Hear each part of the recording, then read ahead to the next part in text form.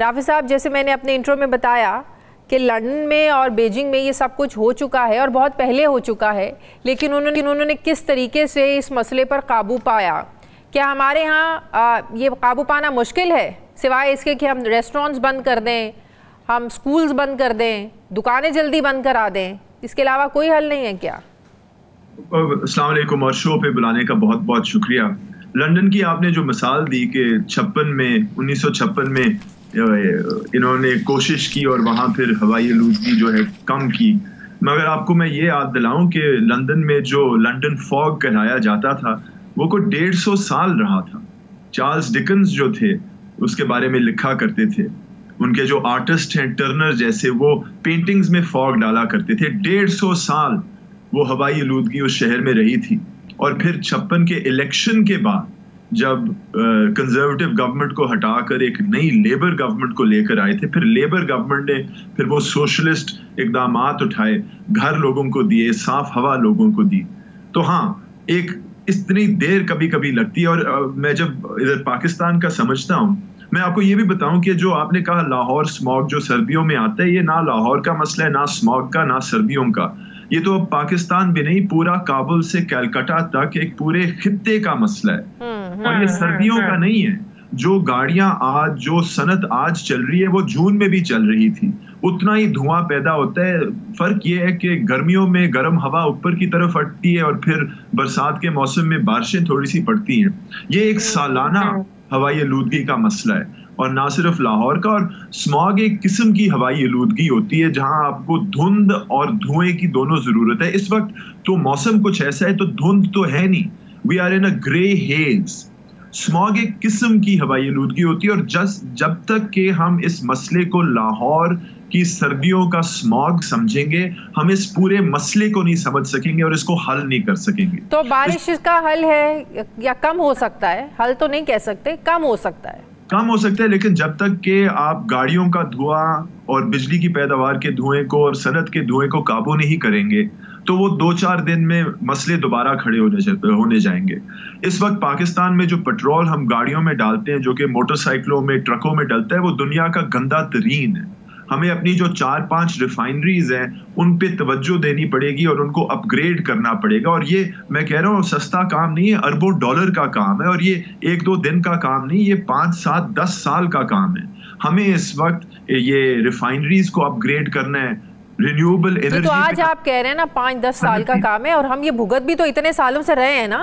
یہ کل رات کا مسئلہ نہیں ہے، یہ پچھلے 15-20 سال کی ڈیولپمنٹ کیا کہتے ہیں جو ہمارا پیراڈائم ہے اس کا مسئلہ ہے، اور یہ 1-2 راتوں میں حل بھی نہیں ہوگا، یہ 5-10-15 سال میں حل ہوگا اگر ہم مسلسل کوشش کریں ہر مختلف آلودگی کو قابو کرنے کی۔ اس میں گاڑیوں کی، صنعت کی، جو ہم یہ فصلوں کی بقایات جلاتے ہیں، وہ جو کوڑا جلاتے ہیں، وہ جو شہروں کے اندر ویسے ہی دھواں شواں اور مٹی شٹی ہوتی، ان سب پہ مسلسل طور اچھا، اس فیکٹر کو کتنا یہ امپورٹنٹ ہے کہ جو جگہ جگہ آپ دیکھیں اتنی زرعی زمینیں ان کو ختم کر دیا گیا، زرعی زمینوں پر ہاؤسنگ سوسائٹیز بن گئی، جس کا ہائی کورٹ نے بھی حکم دیا ہے کہ زرعی زمینوں پر یہ نہ بنایا جائے۔ تو یہ کتنا بڑا ایلیمنٹ ہے کہ گرینری آپ ختم کر رہے ہیں اور اس کے اوپر سوسائٹی ظاہر ہے بنائیں گے، جب آبادی وہاں پر آئے گی تو ظاہر ہے پولوشن تو ہوگی۔ جی، اس کے جواب کے لیے میرے پاس کچھ ایسا ڈیٹا نہیں ہے، چونکہ اس وقت پنجاب اور پاکستان میں اس طرح کے ہوائی آلودگی کے مانیٹر نہیں ہے جو ہمیں سائنٹیفک طور پہ بتا سکے، لیکن ہاں اپنے ایکسپیرینس سے میں بالکل بتا سکتا ہوں، جب آپ زرعی زمین شہر کے لیے تبدیل کرتے ہیں تو 20 سال بعد وہاں مٹی، دھواں، گاڑیاں اور کیا کہتے ہیں ایگزاسٹ آپ کو ملے گی۔